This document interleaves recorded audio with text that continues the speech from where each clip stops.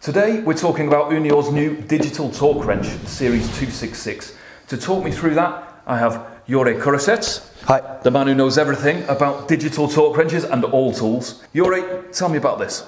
So, it's a digital torque wrench. It comes in a box and it should always be kept in a box because it's an instrument, not so much a tool.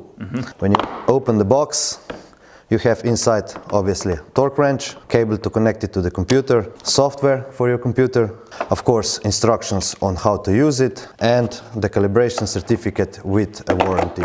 And this calibration certificate, this is specific to this particular tool, this exact tool that we have here. Yeah, when it comes out of the production, it's calibrated, and the serial number, which you can find on the torque wrench, is also written here. So you know that these measurements were done on this exact torque wrench. And what sort of tolerances are we talking about here? Well, this has a tolerance of plus minus 2%. So you can see all the errors are inside 1%. So it's more than enough. Precision tool. Super precision. And that's why it has to live in the box. Of course. Because any knocking and rattling around is going to knock these calibrations. I mean, it's a sturdy tool, but you really want to keep it like an instrument protected exactly from other tools. So how often does this need to be recalibrated or tested? Every 10,000 times you use it. Okay, so every 10,000 uses, you would get a new certificate from a testing company who would check that this tool is within its specifications. This lives in a box, and when you put this back in the box, do you need to zero this? Because I know with a traditional torque wrench, you need to zero that tool to take the tension off the spring. No, it doesn't have a spring, it only has electronic sensor, so you don't need to worry about it. Okay, so this just, when you've finished using it, you just drop it into Drop it in the box, you don't need to even turn it off, it turns itself off after a couple of minutes. Right, let's get this out and see how this is used. So, in order to start using it, first you have to put in the batteries. It's got an opening here, you can use just a coin to open the... And it's on a spring, is it? It's ready to fly across the room? Oh no. Yeah, it doesn't just fly, it opens nicely. It takes 2 AA batteries. You can see it's already working. We're turned on and ready to go. Yeah.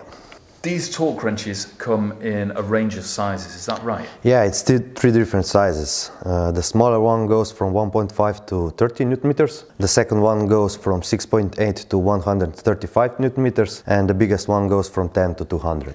And the size is telling you the range of torques that device can handle. It's not about the traditional 1/4 inch, 3/8, half inch. No, it's got an exchangeable head, so basically the drive is what you want it to be. You can change it with another one. Okay, so you can drive, for example, the small one 3/8, and then you can change that to be a half inch. Now we have a 3/8 ratchet head on it. We just take a pin, insert it here to press the spring-loaded button. That releases the head. Yeah, take another head. This one is half inch, and just push it in, and that's it. Okay, now we have a half inch torque wrench. Half inch torque wrench. So you have almost all your sizes in one unit. Yeah, exactly. So we've talked about the different heads for ratchets. There's other inserts available. What else is there on them? Yeah, we can change it with a flare nut, like this one. It's the same procedure. And now you have a torque wrench with a flare nut on there. And where would you use this as opposed to a ratchet? Well, basically in automotive, in all the nuts that have a pipe connected, like brake lines, like fuel lines, cooling system lines. So you've got a pipe and a nut that you need to turn, and you can't get on the top of that nut. You need to with the socket you cannot it, or with the ring wrench you also cannot, but this one is the perfect for the job. Also, you can attach universal wrench, adjustable, and then adjust it to the needed size. So that gives you real flexibility. Yeah. Are these inserts standardized? Can you use interchangeable inserts? Yes. Basically there are 2 standards. The smaller ones use 9mm by 12mm, and the bigger wrench uses 18 by 14mm. So all basically the attachments that go into here are 9 by 12. Okay. Let's pop the ratchet back in and talk about the functions of this tool. Yes. Okay, let's see how this tool, it's not a tool, what's it called? Instrument. Instrument. Let's see how this instrument is actually used. We've got a cylinder head to play with. Talk me through how you would use this to torque up these camshaft bolts. Yeah, so when you turn it on with the button C, then you have to set the correct torque. You set it with these two knobs, up and down. And it goes up by 0.1 of a Newton meter? Yeah. Now if you have, let's say, 3 different torques you need to apply to different bolts, what you can also do is preset it. So now you're torquing it to, let's say, 50, this one to 80, and this one to 110. Yeah. You can preset these torques in, so you don't always need to go by 0.1 of a Newton meter, just go memory 1, 2 or 3. And sometimes you're torquing these bolts down in stages. So for step 1, you're going to do them all down to 50 Newton meters. Yeah, exactly. To 80, you're going to go to 130. Yeah. You do that by, let's say, go to 10, press M, and now it's under M1. You can see the small letter M with the 2 now. The 2 we already preset to 20. And if I now press M again, I have M3, which is preset to 40. And it's got 9 places for presetting the torque. So you've got 9 places in the memory, and this just cycles around. Yeah, when you press M, you get to the 9, and then again you get back to 1. This is Newton meters I see on the display. Yeah. Does it do pounds, feet, and other? Yeah, you have 4 different units. Newton meters, inch pounds, feet pounds, and kilograms per square centimeter. And you change the units by pressing this button. This is great because with a traditional torque wrench, you only really have one or two scales, and they're always very imprecise. You know, the scale runs from 17.6 to 22.3, and you're trying to calculate in your mind how what the correct setting is. This also saves you converting as well. If of course. A manual which has got pounds feet, no need to crunch the numbers. No. Just punch them in. Yes. Okay, let's apply some turning force to these camshaft bolts. Yeah. We will put on a socket. It's 10 mil. So we will apply 10 Newton meters of torque to these bolts. Okay. We could now go up and down with these knobs, but I know that I have preset on M1 for 10 Newton meters. So we go around to reach M1, 10 Newton meters. Okay. We put the wrench on the bolt, and now slowly starting to apply the torque. So when the green lights start to turn on, you are reaching your torque, and then when the red goes on, you reached it. So as soon as that red light comes on, you've hit the torque that you're aiming for. Exactly. And now I see the screen is flashing. What's that telling us? When the screen is flashing, you have an option to save your result. So this number that's on the screen is the torque that we reached on this bolt. Exactly. And we press M, it's recorded under number 1.